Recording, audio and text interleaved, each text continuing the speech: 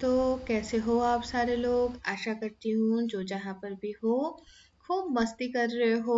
और आज दोपहर को आप लोगों के लिए रूप कथा की कहानी लेकर आ गई हूँ कई हफ्तों बाद, है ना।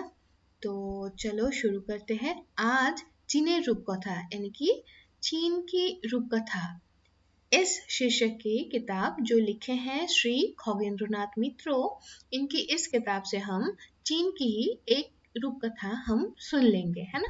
या बोलना है पढ़ लेंगे, चलो जान लेंगे। तो इस किताब से इससे पहले हम लोग दो कहानी तो पढ़ चुके हैं, परियों का नाच और सच्चाई मतलब सब मिला है का पहला शिक्षा। तो आज जो हम कहानी पढ़ने जा रहे हैं या जानने जा रहे हैं, जो रूपकथा की कहानी, वो है लोलीर घुमेर फॉल। तो ये है क्या। तो पहले उस कहानी तक पहुंच जाते हैं, फिर हम जान लेते हैं है क्या। ओके, चलो हम आ गए हैं लोलीर घुमेर फॉल। तो मतलब क्या है, लोली की नींद का फल। मतलब लोली बोल के कोई एक है जो सोता है, उसकी निद्रा जो है उसका फल क्या मिलता है या क्या हुआ। तो चलो शुरू करते हैं। लोली के सोने का नहीं, लोली का नींद का फल, ऐसे बोलते हैं, है ना। तो शुरू करते हैं। एक दिन एक छोटा सा लड़का जिसका नाम लोली था, उसके पिताजी ने उसको बोला, आज सुबह मुझे शहर में जाना है और तू दरवाजे में पहरा देना, है ना। ध्यान रखना कुत्ते ना अंदर आ जाए, क्योंकि वो जो सुअर है ना, चलो लड़की सुअर को क्या कहते हैं, सुअरी, या हम सुअर ही बोलते हैं, उससे ही चल जाएगा। तो ये जो लड़की सुअर है, सुअरी है, इसको कुछ ना होए, ठीक है। क्योंकि इससे ही हमारे पूरे ठंड का जो महीना है वो बीत सकता है। अगर उसको मैं बेचने में कामयाब हो गया तो जिसके पास मैं बेचूंगा उस बंदे को मैं साथ में लेके आ जाऊंगा। तो लोली जवाब दे दिया, ठीक है पिताजी, मैं नजर रखूंगा। लेकिन उसके पिताजी जहां तक निकले वो वहां तक ही, वो इतना आलसी लड़का था कि वो धूप में लेट गया और सो गया। लोली और उसके पिताजी रहते थे पीकिंग शहर के बाहर एक छोटे से, क्या बोलूं, एक छोटे से घर पे, झोपड़े में। और उस झोपड़े का दीवार मिट्टी से बना था। चौल तो खड़ से बोले तो जो धान होता है, जो चावल का जो सूखे पौधे होते हैं उससे बना था। उस छोटे से झोपड़े के एक तरफ था थोड़ा ईंटों का एक थोड़ा सा स्तूप जैसा बना हुआ था। और उसके ऊपर ही मतलब एक थोड़ा सा एक ऊंचा एक जगह बना लिया था। तब कुछ ईंटों को रख के उसके ऊपर ही बाप बेटे दोनों सो जाते थे। इसलिए उस जो वेदी है, जो वेदी बनाए थे ना, उस वेदी के ऊपर कुछ फटा हुआ कपड़े कंबल ये सारे सब बिछाया हुआ था। घर के और एक तरफ था एक मिट्टी से बना हुआ चूल्हा, और था एक लोहे का एक बड़ा सा भगोना जैसा कुछ था। और कुछ टूटा फूटा काम चलाऊ वाला अ, चीनी मिट्टी की बनी हुई डिश, और कुछ लकड़ी के बने हुए टूल। वो लोग बहुत गरीब थे ना। तो उस समय चीन में हमारे ही तरह खूब सारे, हमारे देश के ही तरह खूब सारे दुखियारी लोग भी थे। तो लोली के पिताजी के सबसे महामूल्यवान अगर कोई सामान उनके पास था या कुछ था, तो वो बुद्धि, जो सुअरी है वो। तो उसी को ही, अच्छा, यहाँ से हमें पता चलता है ये जो है कि लोली के पिताजी का नाम था वांग। तो वांग इसीलिए लोली को पहरे देने के लिए कह के गए थे। तो झोपड़े के सामने ही थोड़ा सा एक आंगन था, और इतना छोटा था कि वहां पर वो जो सूर्य है ना उसको लेटने का भी बहुत आसान, मतलब ज्यादा प्रावधान नहीं था। इसलिए आधे समय से ज्यादा तो वो जो सूर्य है वो लोली की जो झोपड़ा है ना, मतलब वो जो छोटा सा घर है, उसके जो फर्श है उसमें ही वो लेटा रहता। तो लोली तो सो रहा था, उसे समझ ही नहीं आया कि वो कितने देर तक सो गया था। लेकिन अचानक से उसका नींद टूट गया और वो झट से उठकर चारों तरफ देखने लगा। बहुत अच्छा धूप खिला था, बहुत सुंदर दिन था, इसलिए उसको सोना बहुत पसंद आया, अच्छा लग रहा था। इसलिए वो जहां तक जाग उठा उसे अब पसंद नहीं आया, लेकिन फिर भी उसे याद आया कि अच्छा पिताजी तो आने वाले हैं, किसी भी वक्त आ जाएंगे, और अगर वो देखे कि वो पहरा ना देकर ऐसे लेटा था या सो गया था, तो तब तो भैया वो तो गए काम से। तो इसीलिए वो आंख मल के उबासी लेकर चारों तरफ देखने लगे। अचानक से उसको लगा कि अच्छा, चारों तरफ इतना सन्नाटा क्यों है। बहुत आश्चर्य वाली बात है, क्योंकि सुअरी जब सांस लेता है तो एक अजीब सा आवाज होता है, घोंट घोंट ऐसा। तो उसको वो भी आवाज ना मिले। तो अचानक से ना लोली एकदम फटाक से कूद के खड़ा हो गया और चारों तरफ अच्छे से देखने लगा, और देखा कि भैया सूर्य तो है ही नहीं कहीं पर। तो वो दौड़ के झोपड़े के अंदर चला गया, देखा कि झोपड़ा खाली है। तो वो पागलों की तरह दौड़कर आंगन में पहुंच गए, और पहुंच के ही जो दरवाजा है, बाहर का जो दरवाजा है या फटक है, उसको देखने लगे। तो वो उसने देखा कि वो सोने से पहले जैसे उसको बंद किया था वैसे ही एकदम सख्त तरीके से वो अभी भी बंद है। तो उसको समझ में आ गया भैया कोई तो अंदर नहीं आया है। तो उसे लगा कि दीवार टूट गया है क्या। तो वो दीवार की तरफ देखे, नहीं दीवार भी ठीक है। चौल की तरफ देखे, अरे वो भी सही है, वहां पर भी तो वो सूर्य है नहीं। तो झोपड़े के अंदर अब जाकर वो अपने जो वेदी में जो थोड़ा बहुत जो बिछौना था उसको, वो मतलब वो जो कंबल कपड़े सारे थे उसको हटकाने लग गया, खोलने लग गया। नहीं, वहां पर नहीं था। वो झुककर जो लोहे का भगोना था उसके अंदर देखने लगे, नहीं वहां से भी उसको घुट घुट कोई आवाज नहीं सुनाई नहीं पड़ा। तो वो सोचा कि वो जरूर स्वप्न देख रहा है। लेकिन ठीक वही उसी वक्त उसे लगा कि उसने उस सूर्य का चिल्लाने की आवाज उसने सुना। उसको लगा कि ये जो शब्द है ना, ये जो आवाज है, ये बाहर से आ रही है। तो वो दौड़ के जो बाहर का जो गेट है, मेन गेट है, उसको खोल के बाहर आके चारों तरफ देखने लगे। तो देखा कि एक बहुत ही बुजुर्ग एक दादाजी जा रहे हैं, धीरे धीरे धीरे धीरे अपने लाठी के ऊपर लाठी के सहारे वो धीरे धीरे थोड़ा सा लंगड़ाते हुए चले जा रहे हैं। इसके अलावा और कुछ ना दिखे उसको। तो लोली देखते देखते वो उस दादाजी को जहां तक देखे और कुछ ना देख पाए, लेकिन उसको आवाज जरूर मिल रही थी उस स्वरी की। तो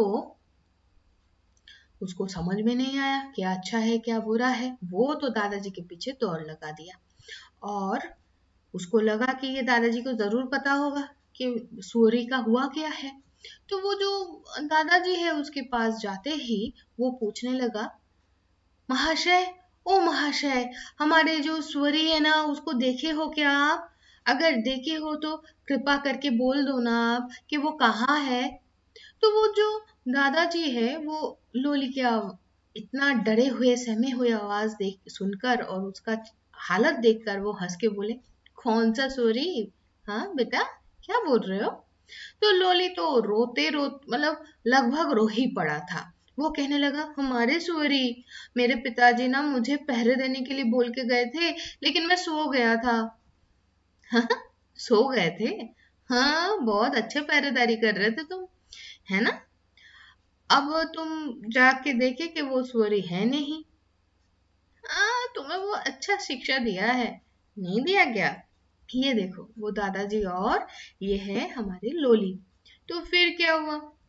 लोली तो तब कतराते हुए बोलने लगे, नहीं महाशय, उसके बारे में अगर आपको कुछ भी पता हो तो कृपा करके बोल दीजिए। और तुम अपने उस गंदे जानवर के लिए इतना क्यों रोते बिलक रहे हो भैया, हैं? तो लोली की आंखों में तब तक आंसू आ चुका था। तो वो कहने लगा, अगर उसको कोई लेके गया है तो हम लोग ना भूखे मर जाएंगे। क्यों? जब सोने जा रहा था तब तुझे समझ में नहीं आया था? तभी तो तुम्हें सोचना चाहिए था। मैं दरवाजा बंद किया था, मेन गेट में बंद किया था, इसीलिए मैं समझ ही नहीं पाया था कि ऐसा कुछ हो भी सकता है। मैं सिर्फ चंद मिनटों के लिए सोया था। हाँ, लेकिन तुम 2 घंटे भर सो गए थे भैया, मैं सब जानता हूँ। लोली तब बहुत ही करुण आवाज से बोल उठा, दया कर दीजिए मेरे ऊपर, कहिए ना कहाँ है, क्या करूं अब? अरे ऐसे चिल्लाओ नहीं भाई, आसपास के आस पड़ोस के सारे लोग अभी हमारे आसपास आके जटला बना लेंगे और फिर तेरा ये कै सुन के ना वो लोग ये सोचेंगे कि हम दोनों मुर्गी चोर हैं। चुप करके नहीं रह सकता है क्या? चुप रहना सीख। तो वो दादाजी ऐसे बोल दी तो लोली के जो चित्कार, मतलब वो जो चिल्लाना, ये सारे, उससे तो वो बहुत ही ज्यादा गुस्सा हो गए थे। चलो ठीक है, वो गुस्से में आके ही धीरे धीरे फिर से वो चलने लगे। लेकिन तब लोली को लगा कि अभी भी तो उसको सूरी का वो चिल्लाने का आवाज मिल रहा है, धीरे ही सही लेकिन मिल रहा है। शायद ये भी हो सकता है कि वो ये जो आवाज है ये दादाजी का वो जो लंबा और एकदम ढीले वाला, मतलब एकदम ढीला ढाला जो पोशाक है उसके अंदर से आ रहा हो। तो तब वो गुस्से में आके चिल्ला के कहने लगा, शैतान चोर, तूने ही मेरा सूरी को चोरी किया है, अब उसको लेके भागने का कोशिश कर रहा है तू, है? तो ये कहकर उसने दादाजी का जो लठ है ना उसको पकड़ लिया।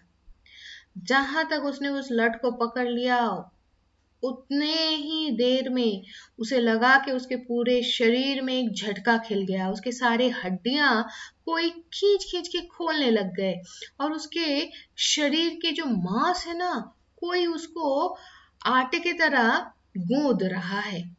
इसके बाद ही वो देख पाया कि वो अभी 2 पैर में नहीं, चारों पैरों से वो चल रहा है और वो वैसे ही खड़ा है। तो वो दादाजी बोले, लोली, ये पहली बार वो दादाजी लोली को उसके नाम से पूछे। तो लोली, तुम इतने दिन बहुत ही अलस थे, मतलब बहुत ही कामचोरी बोलू चलो। तो लोली को वो दादाजी बोले, लोली, तुम इतने दिन बहुत ही अलस मिजाज के थे, एकदम ढीले ढाला स्वभाव के थे और कुछ नहीं। आज तुम्हारे ही बेख्याली के कारण और तुम्हारे आलसीपन के कारण तुम्हारी सुअरी खो गई है। पहले तो मुझे पूछ रहे थे कहाँ है वो, कहाँ गई वो, और आखिर में मुझे ही चोर समझकर पकड़ने आए हो। लेकिन जान के रखो, मैं हूं लोहे के डंडा, लोहे का जो डंडा होता है ना, लोहे का डंडे वाली पड़ी हूं मैं अच्छा काम छोड़कर और कुछ नहीं करता हूं। तुम्हारे शैतानी की जो शास्ति है, मतलब जो दंड है, उसको देने के लिए, तुम्हें उचित शिक्षा देने के लिए तुम्हें मैं सूरी बना दे रहा हूं। ये होना जरूरी था तुम्हारे लिए। तुम्हारे पिताजी जिस सूरी को खोए हैं, अब तुम उसका जगह पे भरपाई करोगे। ये बात बोल के ही वो दादाजी अदृश्य हो गए और लोली उसी जगह पे लेटे लेटे घूट घूट करना शुरू कर दिया। इसके बाद वो क्या करेगा?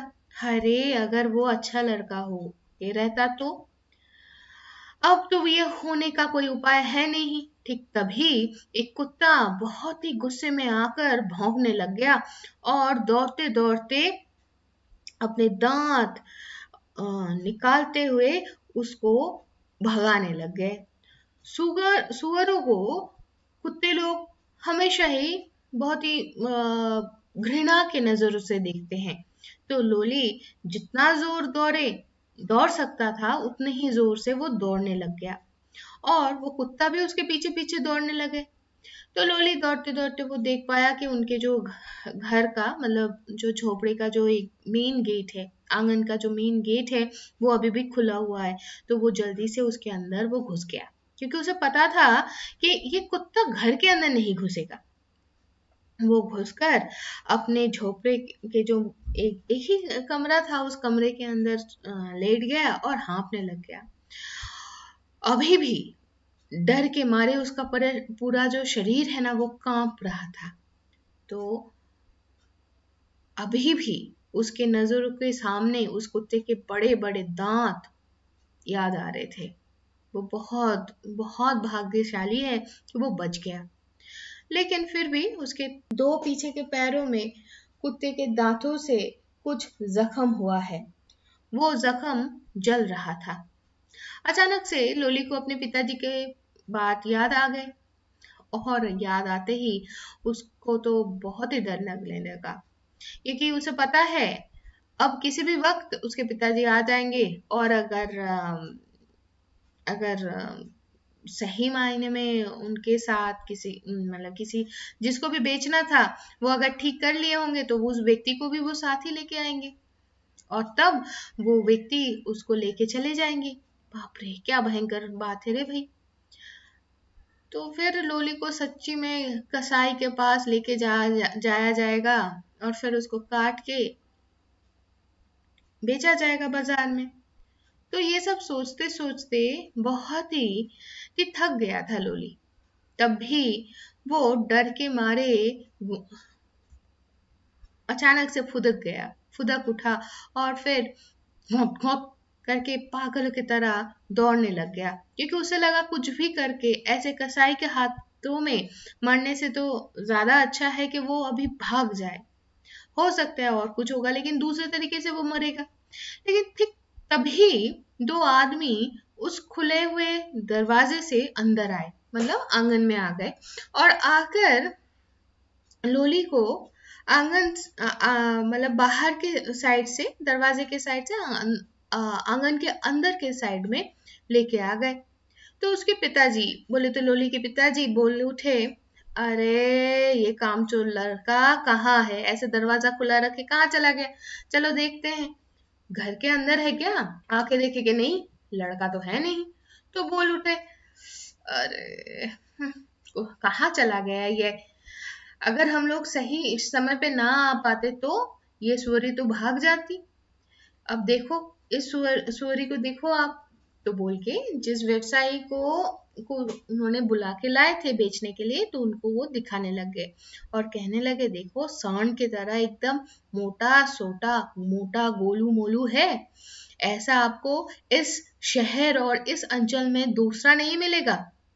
तो वो जो व्यवसायी था वो लोली को अच्छे से परीक्षा करके मतलब निरीक्षण करके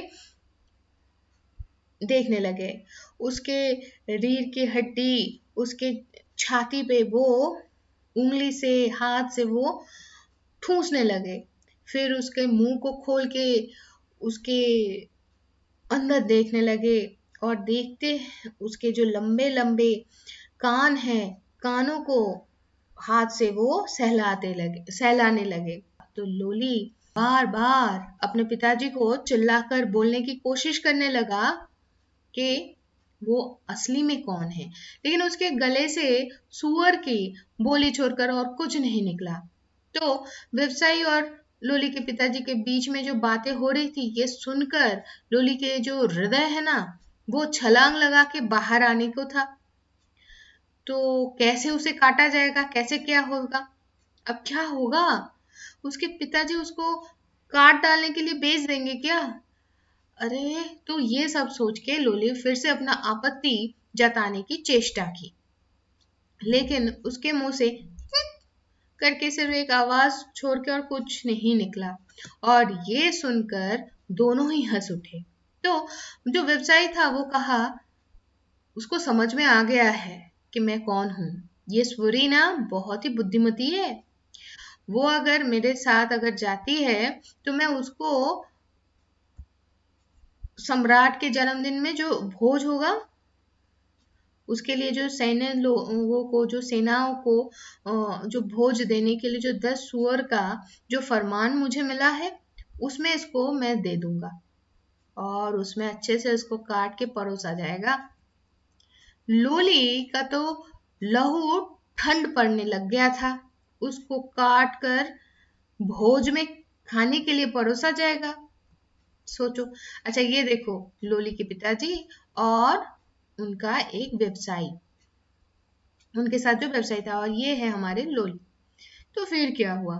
हाय हाय, क्यों क्यों क्यों वो आलसी था? क्यों वो सो गया? क्यों वो अपने पिताजी की अबाध्य हो गया? क्यों उनके पिताजी के बात को मानकर वो जाग के क्यों नहीं रहा? लेकिन कोई भी इतना ध्यान नहीं दिया। वो तो अपना कितना भाव मोल करने लगे। तो आखिर में वो व्यवसायी कहने लगा, ठीक है, आप तो थोड़ा ज्यादा ही दाम बोल रहे हो, लेकिन मैं उसको लूंगा ही। तो क्योंकि हम दोनों पुराने दोस्त भी है, तो चलिए मैं आपको पैसा दे देता हूँ। चलिए बाहर चलते हैं। तो इसके बाद अचानक से धप करके लोली के पीठ के ऊपर उस व्यवसायी का मोटा सा लठ जो है उसका एक एक वार गिरा और लोली डर के मारे, दर्द से चिल्लाते हुए वो दरवाजे से बाहर की तरफ कूद गया और उसे भागना ही है वो भूल गया। कहां पर उसे भागना है, वो उस आस को छोड़कर सिर्फ पागलों की तरह दौड़ने लग गया और तुरंत ही दोनों साइड से, दोनों तरफ से कुत्ते आकर उसको फॉलो करने लग गए। मतलब उसको एकदम भगा के लेके चले गए, आगे बढ़ते गए। और कुछ और भी कुछ सुअर रास्ते के सामने की तरफ, आगे की तरफ खड़े थे। तो वो दो कुत्ते उन लोगों के साथ लोली को भी खड़ा कर दिए और उस व्यवसायी का एक सहकारी था, एक सहयोगी था। वो भी छाव में, पेड़ के छाव के नीचे एक जगह पे बैठा हुआ था। वो भी उठ के खड़ा हो गया। लोली की तरफ देखकर वो कहने लगा, ये है सबसे ज्यादा मोटा, इसका ही मांस खाने की बहुत इच्छा हो रहा है। तो वो जो व्यवसायी है वो लोली के पिताजी के हाथ में खूब सारे पैसे पैसे भरे हुए एक एक गठरी उनको दे दिए। तो एक साथ 1000 करके एक एक गठरी में पैसा था। तो लोली के पिताजी के पास खूब सारे गठरी हो गए और जो झोले में उन्होंने सारे गठरी भर लिए थे वो झोला भारी भी हुआ और बड़ा भी हुआ।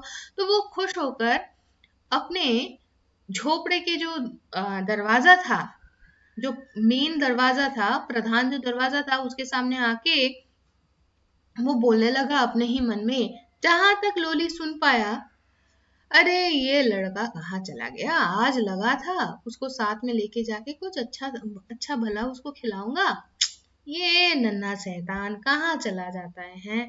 चलो ठीक है, नहीं ये तो अच्छा ही है। इसके बाद उसके पिताजी का और कोई सा भी बात लोली सुन नहीं पाया।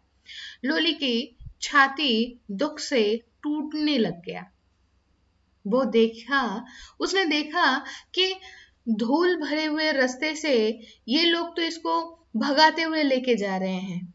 धूल का जो धूली कुंडली चारों तरफ फैल रहा है, वो सारे धूल उसके नाक और मुंह से अंदर घुस रहा है। सांस लेने में दिक्कत हो रहा है। थोड़ा सा सांस लेने के लिए जहां तक वो रुक रहा है, वह तभी वो जो व्यवसायी का जो सहकारी था लट लेके पीटे, या जो कुत्ते दोनों थे वो उसके पैरों में काट दे। इन अत्याचारों से बचने के लिए लोली रुक नहीं पा रहा था। चलते चलते वो सिर्फ यही सोच रहा था, यही लोली के लिए आखिरी चलना हो रहा है। सम्राट के जन्मदिन में सारे लोग उसको खा लेंगे। इतने नन्हे उम्र में क्या भयंकर अजीबोगरीब परिस्थिति में है लोली आज। गाय, भैंस, भेड़, बकरी, इन सारे प्राणियों का दुर्वस्था के बारे में ये पहली बार लोली को कुछ समझ में आया। ये सारे जीव जंतुएं मरते हैं सिर्फ अपने प्रभु या मालिक के लिए। अवशेष में यानी कि आखिर में लोली बाकी सारे सूअरों के साथ आए खुआर में, मतलब जहां पर सूअरों को रखा जाता है। लोली बाकी साथियों के साथ वहां पर ही रह गया। इतने ही देर में कुछ सूअर कीचड़ में तो लोटपोट होने लग गए। वो भी वहां पर जाकर चुपचाप सोकर लेट कर कांपने लग गया। सिर्फ ये सोचने लगा कि कब उसको कोई लेके जाएगा काटने के लिए। ये जो जगह है, ये जो खुआर है, क्या भयंकर बदबूदार है। और उसके पिताजी का घर, भले चाहे वो लोग दुखियारी थे, भले चाहे बहुत गरीब थे वो लोग, लेकिन फिर भी कितना सुंदर था, है ना। वहां पर झिलमिलाते धूप था, साफ सुथरा जगह था, उसे खाने के लिए उसको गरम रोटी दिया जाता था। फिर वो वापस जा पाएगा क्या? वो क्यों क्यों आलसी हुआ? उसके पिताजी उसे जो भी कहते थे वो अगर कर लेता तो? इतना तो इतना तो दुखियारी, इतना तो गरीब तो वो हो ही नहीं, होते ही नहीं, है ना। अगर बाबा के साथ वो काम करता तो। ठीक वही समय में, इसी समय में वो देख पाया दो लोग आकर, मतलब दो लोग आ रहे हैं और उसकी तरफ ही आगे बढ़ रहे हैं। एक आकर एक मोटा सा रस्सी लेके आए हैं और एक जन अपने हाथ में एक बड़ा सा चाकू लेके आया है। इनमें से एक बंदा हंसते हंसते लोकी को देखते हुए, दिखाते हुए सही मायने में कहने लगा, इसको ही पहले लेके जाएंगे हम। देखकर लग रहा है कि ये चाह रहा है कि हम इसको काट लें। ये कह के ही वो लोली का एक पैर पकड़ के उसको खुआर से, मतलब उनके जो जगह है वहां से खींचते हुए बाहर की तरफ लेके चले जा रहे थे, दूसरे रूम पे, दूसरे घर पे, घर नहीं कमरे में। तो वो प्रतिवाद करने के लिए, बचने के लिए वो सिर्फ चिल्लाने लग गया, और वो भी सुअरों की तरह ही। इसके बाद जिस आदमी के हाथ में वो छुरा था ना, वो उसका धार नापते हुए उसकी तरफ आगे बढ़ने लगा। तो लोली को समझ में आ गया उसका अंत तो निश्चित है, बहुत ही सामने है। तो वो तो पागलों की तरह चिल्लाने की कोशिश कर उठा। जहां पर वो लेटा हुआ था वहां से वो दौड़ने लग गया, जितना प्राण ऊर्जा उसके अंदर था उतने में ही, और कहने लगा, मुझे छोड़ दो, मुझे छोड़ दो, मैं सुअर नहीं हूं। एक जोर का हंसी का शब्द लोली के कान में गूंजा, और साथ ही साथ उसके पिताजी का बहुत ही परिचित, बहुत ही प्यारा आवाज उसको सुनाई पड़ा। और तब वो आश्चर्यचकित हो उठा। वो सुना, लोली ने सुना, अरे तू सो गया था, हैं? और सपना देख रहा था, सपने में तो सुअर हो गया था, है? अच्छा ही हुआ, एकदम बेकार कहीं का। देखो, ये रहा लोली के पिताजी और ये रहा लोली। लोली धीरे धीरे आंखें खोला। तेज धूप के कारण वो पहले कुछ देख ही नहीं पाया और समझ भी नहीं पाया कि वो है कहाँ। थोड़ी देर में उसको समझ में ये आया कि वो अभी अपने घर के आंगन में ही है, और उसके पिताजी उसके बगल में खड़े हुए हैं और खूब ठहाके ले लेकर वो हंस रहे हैं। लोली पागलों की तरह चारों तरफ देखते हुए पिताजी को पूछे, सुअरी क्या अभी भी है यहाँ पर? तो उसके पिताजी बोले, हाँ है। उसका देख, नासिका वाद्य, मतलब नाक के बाजा गाजा नहीं सुनाई पड़ रहा है तुझे? लेकिन वो है, इसका जो बहादुरी है ना, ये तेरा नहीं है। लोली कहा, बाबा, बाबा, मैं और फिर कभी भी आपका अवाध्य नहीं होऊंगा। आप जो बोलोगे मैं ध्यान रखकर, याद रखकर जरूर वो काम पूरा करूंगा। इसके बाद लोली अपनी ये जुबान रखा था। तो बच्चों, आज की कहानी तो यहाँ तक ही खत्म होती है। आज की कहानी से हम लोगों को क्या सीख मिला? बड़े हमें जो काम देते हैं उनको पूरा करने की चेष्टा करना चाहिए और आलस्य से हमेशा बचना चाहिए। अगर आलस्य आ रहा है तो अपने माँ बाप से, अपने शिक्षक शिक्षिकाओं से पूछिए, उनसे बात कीजिए और आलस्य से निजात पाइए। तो आज के लिए इतना ही, फिर मिलते हैं एक नई कहानी के साथ। टाटा।